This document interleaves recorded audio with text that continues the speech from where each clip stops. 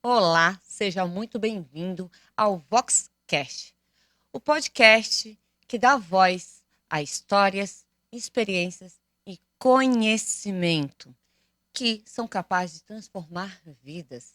Eu sou Fabiola Araújo, coordenadora pedagógica e facilitadora da Vox2U Florianópolis, especialista em comunicação e oratória. Dizem que a oportunidade surge para quem sabe se comunicar.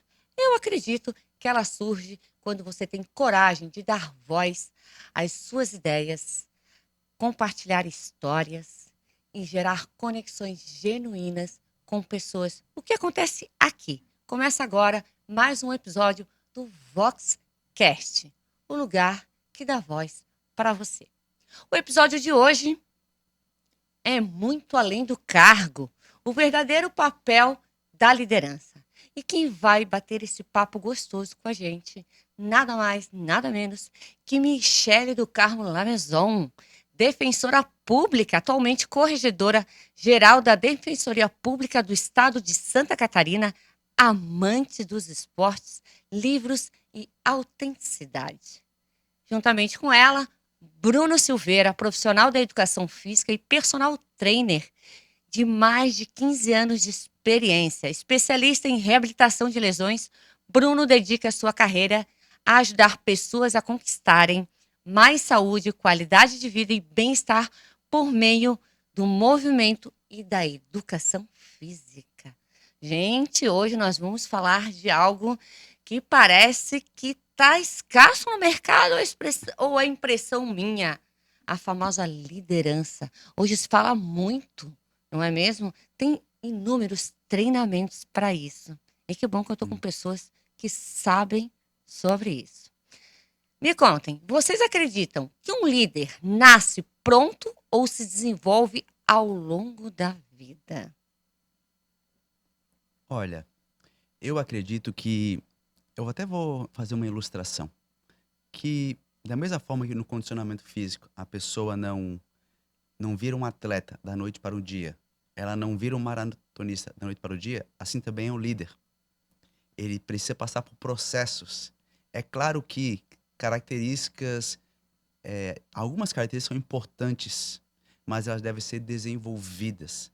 É, algumas ferramentas são importantes, elas também precisam ser aperfeiçoadas. Então, eu acredito que o processo, os desafios, a assimilação do desafio, a forma que se encara o desafio, o entendimento de que você, como líder, você não ocupa somente um cargo ali, você ocupa uma função de inspiração. Então, você inspira pessoas. Então, dessa forma, eu vejo que é um processo tanto para o liderado aprender a receber o direcionamento, mas também para o líder se tornar um líder que inspira e engaja. Uau! Michele, você? Primeiramente, muito obrigada pelas palavras elogiosas, muito obrigada. Eu acho que, acredito que existem características que a gente nasce que facilitam a liderança, né? Essa visão do todo, a visão do contexto, a percepção, né, de empatia, de comunicação, de atividade dialógica para o exercício da liderança. Mas, ao mesmo tempo, eu não tenho dúvida que há uma necessidade de desenvolvimento. E não me parece que é esgotável. Eu entendo que a gente está sempre se desenvolvendo para ser um bom líder. E aqui eu faço muito uma percepção minha. Eu lembro que quando eu estudava para concurso, a gente pensa muito na técnica jurídica, né? Estudar, estudar e poder desempenhar o melhor, conseguir, né, passar no concurso. Mas a gente naquele momento eu não tinha, pelo menos eu falo por mim, eu não tinha a noção de que eu iria entrar num órgão de execução e que eu teria que gerir pessoas, e isso um dia após eu ter tomado posse, né? Então, foi um pouco traumático, né? Porque foi uma pessoa que estudava, no outro dia já tem uma equipe para gerir, e por mais que eu desenvolvesse atividades, né, relacionadas ao direito, eu ainda não exercia uma atividade em relação a uma equipe. E, ao mesmo tempo, também foi muito bom, porque eu entendi que eu ia aprender também com a equipe, e a equipe também estava aprendendo comigo. Então, foi um processo também de construção. Apesar, eu sei que tu já me falou que várias vezes contra, Uhum. eu não acho que eu sou uma líder, eu acho que eu sou uma pessoa que gosta eu me conheço muito bem, eu me aprofundo em mim mesma, E a partir daí eu gosto de ajudar as pessoas. Sempre que eu posso, eu tô sempre. Eu quero ser sempre aquela mão disposta, sabe? Positiva. Mas eu não me sinto uma grande líder, apesar de hoje, né, estar à frente de um cargo de relevância, de administração superior de uma instituição. Mas é uma percepção que eu sei que eu já fui várias vezes contrariada por ti, em várias aulas, mas é uma visão bem vulnerável minha. Não sei se um líder nasce ou se os grandes líderes dizem, eu sou um líder. Eu não sei se existe isso. Ou a gente vai vivendo o processo e aprendendo a liderar e sem saber que está liderando e vai acontecendo a vida, enfim. Eu gosto muito desse teu posicionamento, dessa tua vulnerabilidade. Sempre foi muito bom nas aulas, que o mais gostoso do pós-academy são os debates, são as discussões, são a vulnerabilidade que a gente troca. Não está só ali a posição do professor, do facilitador, mas a gente entra numa discussão que todos aprendem com todos. E assim você me traz algo aqui que a pergunta é bem específica. Quais as características e habilidades que não podem faltar num líder? Olha, eu acredito, poderia citar várias características. Uma delas também foi talvez a característica mais presente durante o curso Academy na pós, Academy ou após, é a vulnerabilidade. Como assim a vulnerabilidade? A vulnerabilidade não é a fraqueza em si. A vulnerabilidade é você retirar as máscaras, as defesas, que talvez você colocou ao longo dos anos, ao longo da sua vida, por N motivos, mas se mostrar vulnerável para aprender. Se mostrar vulnerável para ali você entender que todos estão, de certa forma, no mesmo barco. Todos estão convergindo para o mesmo objetivo, que é melhorar a sua comunicação. Então, o líder, quando ele se mostra vulnerável, ele fala que ele não sabe de tudo. Ele precisa de outros para que auxilie ele a liderar. À medida que ele se mostra vulnerável, ele acaba ganhando a confiança dos liderados. Se ele se mostra vulnerável, as pessoas veem ele como um ponto de apoio para poder resolver até questões extra-profissionais, questões humanas, questões pessoais, que o líder também precisa ter esse olhar humano. Você não está trabalhando com ferramentas simplesmente, mas com pessoas. São recursos humanos que estão juntos numa equipe trabalhando, e eu entendo que essa característica, para mim, entre outras, é a mais importante, a vulnerabilidade. Eu também sou apaixonada por essa, e não é todo líder que se permite. Fato. Eu até estava pensando aqui, enquanto o Bruno falava, que eu acho que eu gosto muito aqui da escola filosófica grega clássica, né? A visão do Platão e do Aristóteles sobre liderança, assim. O Platão naquela visão de bem-estar comum, de fazer uma liderança para beneficiar o coletivo. E muito nessa ótica de sustentabilidade, né? De divisão de lucros, eventualmente, com as pessoas, né? Com os colaboradores, porque promovendo, assim, né? Uma equidade remuneratória e também valorização do trabalho. E também do Aristóteles, que ele fala muito da virtude, da verdade, do equilíbrio, sabe? Do equilíbrio, dar a cada um o que é seu. Uma vez numa aula tu me perguntaste se eu sabia os valores que para eu tomar uma decisão. E hoje é incrível como eu penso nisso. Uau. Como eu penso nos valores para eu tomar qualquer decisão. E para mim é muito certo. E aí eu acho, né, usando um pouco do meu exemplo, mas devem ter outros exemplos muito melhores. Eu tenho muito valor na coerência, de ser coerente sempre. Na justiça, sempre promover a justiça. E sempre promover também a igualdade. São valores muito presentes nas minhas decisões. E poder olhar para trás, né? Eu já estou quase encerrando meu mandato de corregedora. Eu não vou reconduzir. Foi foi uma excelente oportunidade. Eu me conheci, eu me fortaleci. Mas acho que tá bom, sabe? 2 anos tá na medida correta, é saber a hora também de sair. E pensar assim que a gente precisa promover o bem comum, mas também com muito equilíbrio, com muita integridade, com muita coerência, com muita justiça. E é claro que, enfim, entre erros e acertos, e a gente é humano e naturalmente comete erros, que a gente tenha consciência de que fez o melhor, buscando sempre bons valores. Eu acho que é isso, para mim. Depois ela boas fala para nós, características. Bruno, que ela não é líder. Algumas habilidades e algumas características fortes na liderança aí Uhum. em você, por mais que a gente ainda vai ter Uhum. muitas conversas sobre isso. Uhum. Vocês acreditam que todo cargo, olha, eu gosto dessa aqui, que todo cargo de liderança está sendo ocupado por um líder? Depende. Boa. A resposta perfeita. É que eu acredito que a liderança não está resumida a um cargo. O cargo é algo formal. Eu acredito que talvez a pessoa está num cargo de chefia, mas ela não é líder. E talvez a pessoa ela é subordinada a alguém e ela é líder. Então, o cargo não resume ou limita ou define se é líder ou não. Eu acredito que a pessoa, para ser líder, eu posso até dar o meu exemplo, eu trabalho como personal trainer, eu trabalho muito 1 a 1. Então, eu sou líder dessa pessoa porque ela me confiou a saúde dela, confiou de eu estar ali, abrindo muitas questões até pessoais, por isso é personal, brincadeiras à parte, mas ela confia em mim, então eu tenho o poder de, na orientação profissional, inspirar ela a mudar de vida.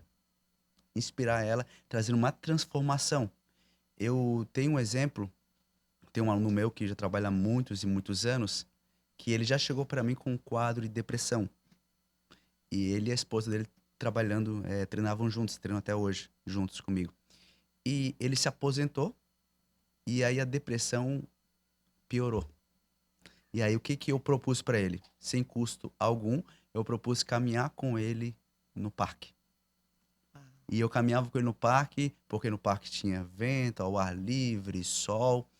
E ele foi melhorando por alguns meses, assim, sextas-feiras, foi melhorando, porque eu mostrei para ele que eu estava ali inspirando ele a uma transformação. Eu estava conduzindo a vida dele. E ele foi melhorando, foi se readaptou no mercado de trabalho também, achou algo que ele conseguiria continuar exercendo. Isso transformou a vida dele, impactou ele. E, e hoje, até hoje, a esposa dele é muito, muito grata por isso. Uau, demais esse relato. E mexe com a gente, não é mesmo? Essa história é linda, né? Essa história é linda. O Bruno já tinha falado, eu já tinha falado para ele, já tinha elogiado. Que história linda. Eu acredito que a liderança também ela é exercida em vários tipos, né? A gente pensa muito profissionalmente. Mas eu acredito que tem lideranças numa família, né? Os pais, na figura dos pais, das mães, das avós, Uhum. né? Enfim. Então, tem muitos tipos de liderança. Eu entendo que liderança familiar, liderança religiosa também. Aquele amigo que tem aquela palavra de sabedoria que a gente vai buscar quando... Isso também exerce uma liderança. Tem algumas pessoas também que têm uma verdade, uma escuta tão ativa e tão boa de acolhimento que a gente também gosta de resolver enfim, os conselhos, ou melhor, receber algum conselho, saber que aquilo lá vem uma sabedoria, vem uma carga de sabedoria e de amor também, né? Porque a sabedoria traz amor. A pessoa lá tá te dando um pedaço dela para poder contribuir com a tua vida. Mas o que eu acho, na escala profissional, eu acho que sim, eu acho que existe a diferença entre chefe e líder, né? Apesar de ter um estereótipo do líder, né? Muito, muito criado socialmente. A figura de uma pessoa que exerce autoridade sobre outras.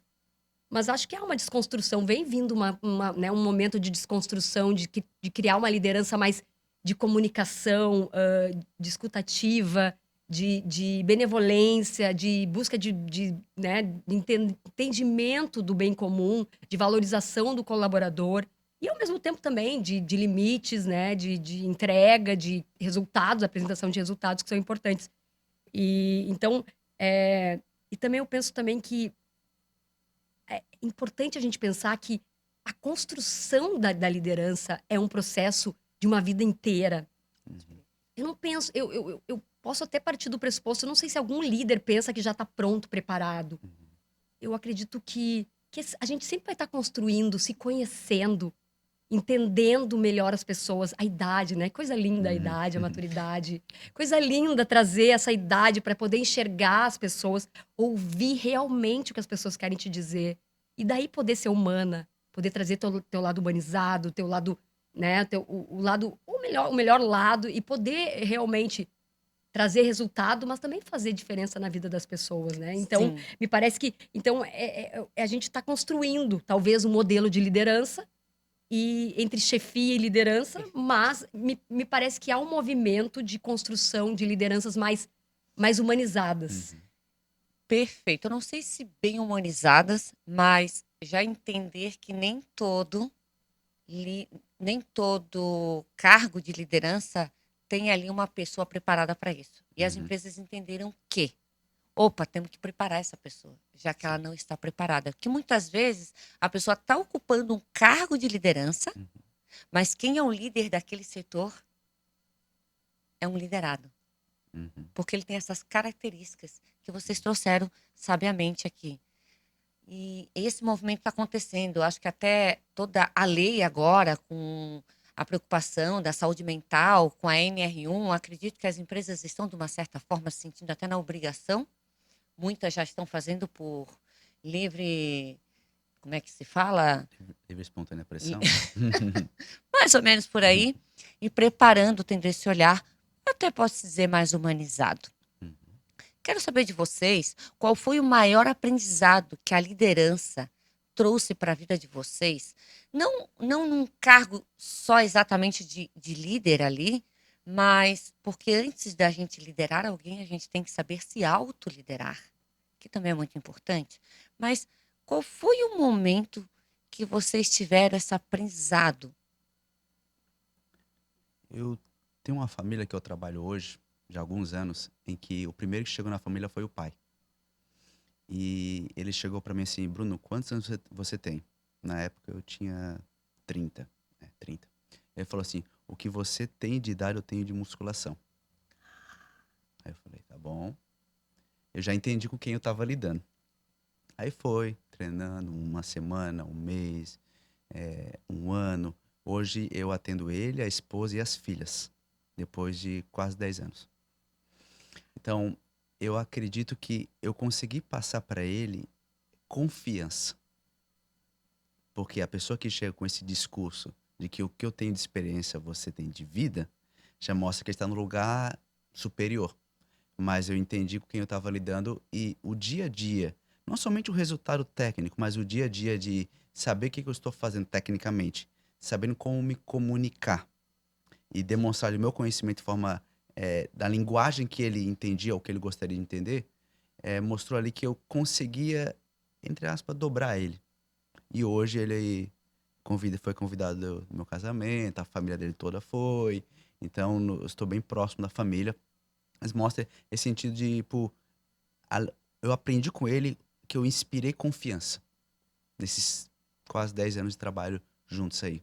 Se tu me permite, eu vi também aí a humildade Sim. da sua parte. No Uhum. momento que você ouve, né, a escuta Ativo. ativa ou escutatória, que falam Uhum. muito, de ouvir e não enfrentá-lo, Não. querendo impor. Não, para aí. Uhum. Não, você ouviu e você foi na sua humildade, que eu acredito que todo líder tem que também ter a Sim. humildade de saber aonde e que momento se expressar. E Uhum. você foi, como diz o brasileiro, comendo pelas bordas. Uhum. Parabéns, parabéns. Você deve ter muitas histórias de, não sei como é que você fala, de clientes, enfim. Eu tô aqui só esperando as próximas. E você, Mi? Eu acho que foi muito impactante quando eu ingresso na Corregedoria Geral, que eu nunca me imaginei. E, enfim, a partir de um processo bem difícil de escolha, eu acabei sendo escolhida para ser a Corregedora Geral. E eu lembro que eu recebi muitas mensagens de que coragem, porque é um cargo essencialmente masculino, né? A maioria hoje nós temos no sistema de justiça, a maioria dos corregedores são homens, são os mais velhos, muitas vezes, né? E eu era uma mulher mais jovem, talvez não tão jovem assim, mas mais jovem. E, e aí eu reconheci, eu acho que eu entendi que eu tinha que reconhecer que eu tinha que pegar as boas práticas praticadas antes de mim. Eu não podia ser uma pessoa que entrasse e dissesse, não, agora eu vou mudar tudo. Não. Eu reconheci que eu ia pegar tudo que era bom e que eu achava, ia dar o meu jeito colocar muitas coisas novas. Eu gosto muito de criar coisas novas, fluxos, rotinas, estabelecer novos padrões. Mas assim, com respeito ao que veio antes de mim. Respeitando o legado, o antepassado, o que foi.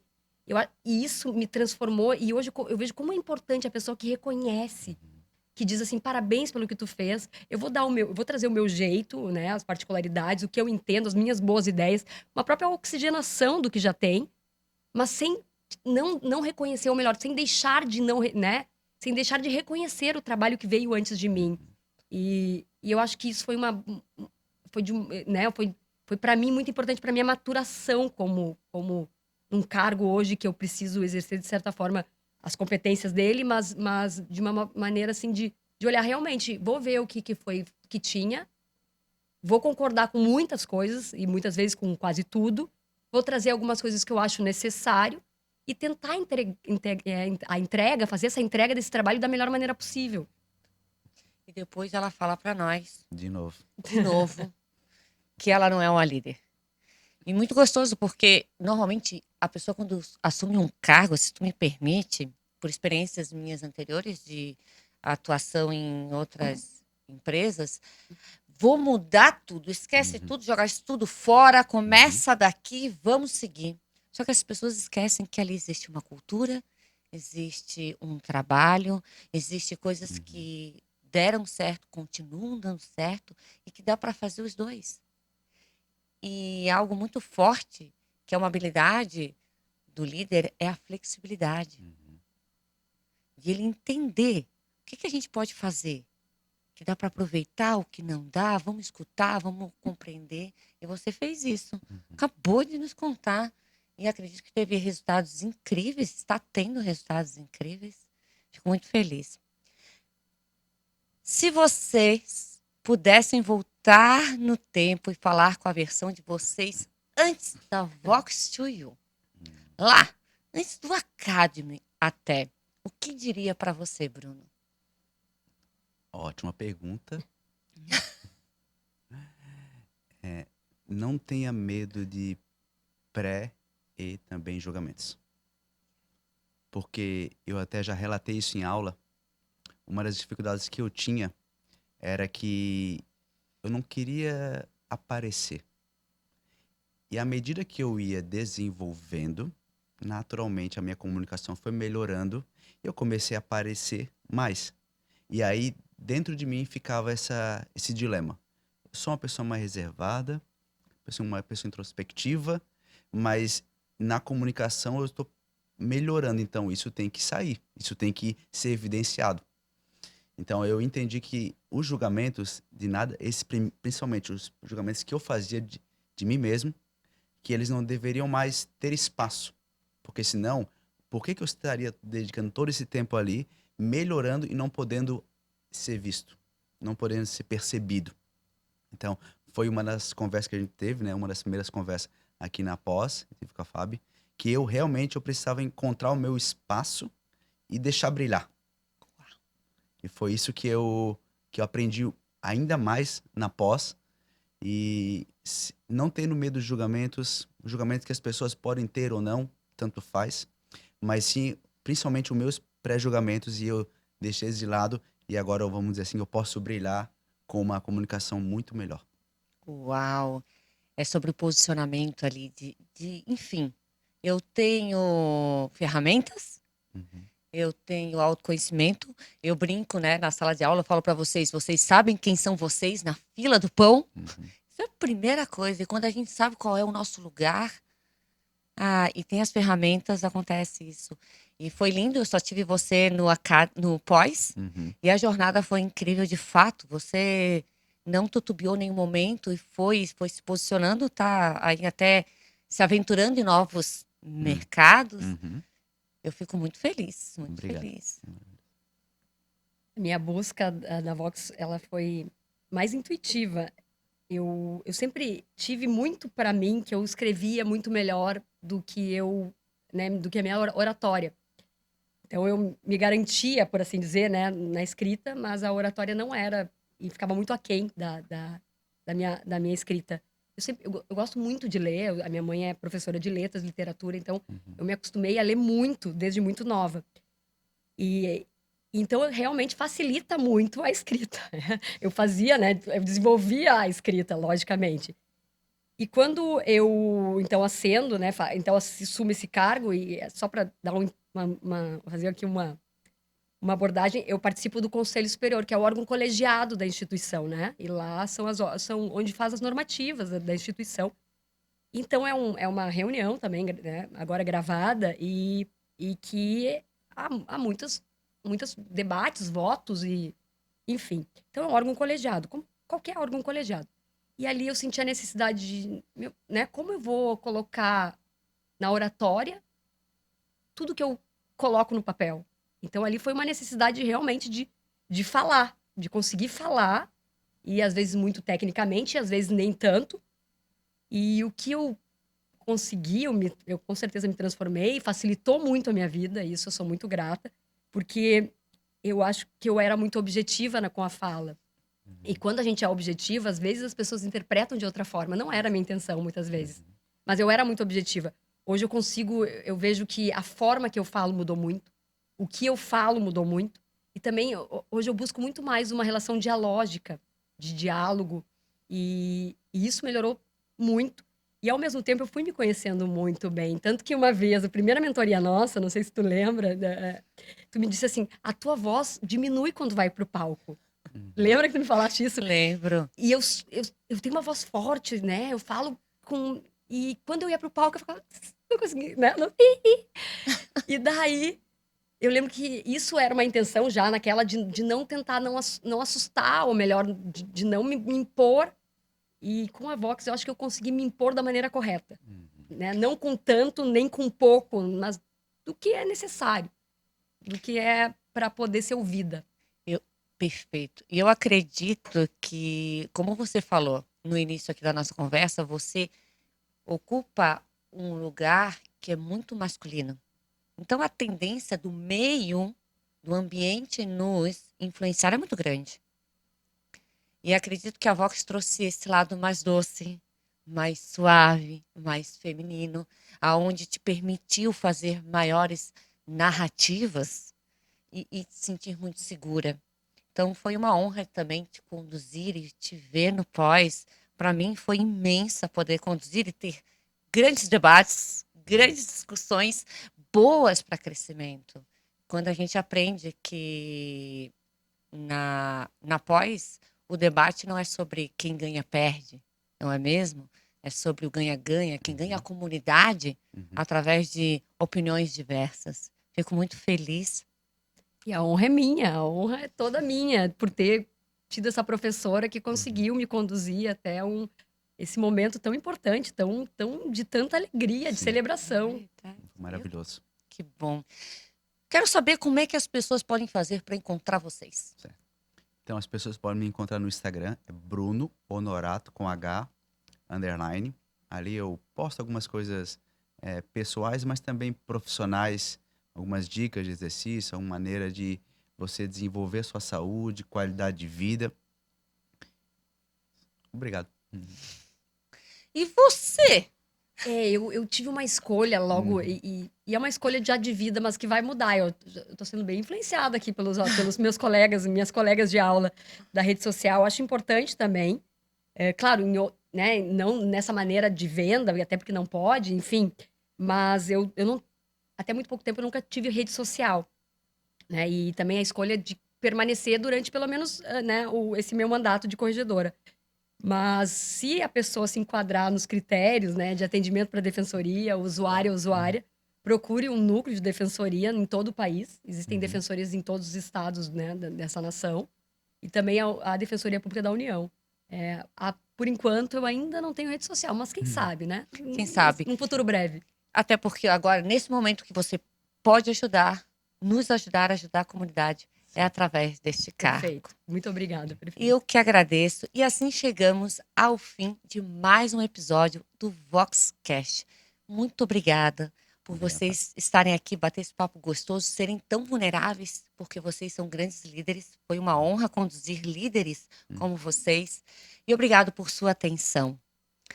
Aqui você tem voz.